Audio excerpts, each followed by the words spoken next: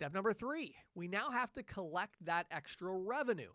So the idea is if we ran that $100 transaction and we added on our service fee or our non-cash adjustment or whatever we're calling it, and we took it to $103.50 now, well, now we have an extra $3.50, don't we? So now the processing company, we have to collect that $3.50 because the whole idea behind this program is that we want to offset the cost of processing. Now, you might think to yourself, well, yeah, but who really cares because the merchant's going to get that extra revenue and that extra revenue is going to offset. And you're right, but the problem is that the small business owner is going to expect that you are taking care of this. So they don't want to get to the end of the month and have a processing bill again that's the same. Now you have to go back and explain to them, well, we're still charging you the same processing fees, but you collected more revenue, which offset.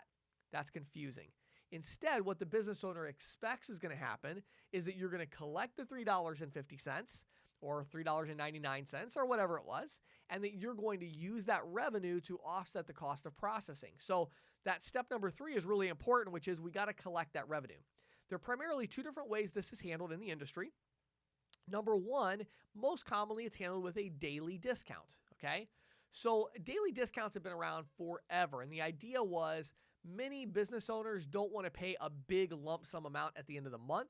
They would rather pay a little bit out of each daily batch. So if they processed $1,000, we're going to take, 3% of that or $30 and we're going to hang on to that. We're going to deposit $970 in their bank account and we're going to do that every day. And at the end of the month, it's like, hey, you don't owe us anything because we already collected enough money out of your daily amount. So that's a daily discount. That's been around forever. And the idea is really simple. You can set a percentage amount and the processor is going to pull that percentage from the total amount that is being processed every day, and they're going to hang on to that till the end of the month, and then they're going to apply that revenue that was already collected to the actual fees that need to be charged.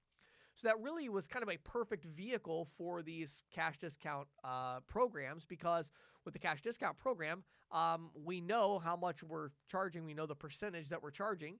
So we can kind of back into a number and get a daily discount and collect the right amount. So we have a daily discount percentage to collect that amount. Okay, so we're going to collect that money every day. Now, if it's a surcharge program, now it becomes a little more challenging because we have to make sure we're collecting the right amount. And this is the other side, which is more of what we call an escrow billing.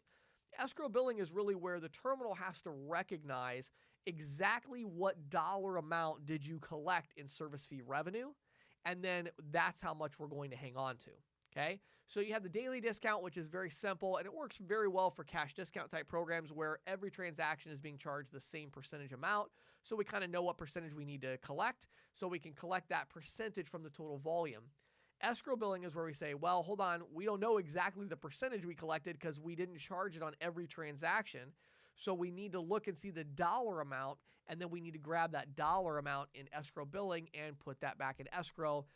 But the net effect is the same. We're collecting that extra revenue. So it's very important to understand that that third step is we've charged the consumer the extra money. We've now got to collect that extra revenue so we can use it in step number 4, which we'll talk about in the next video.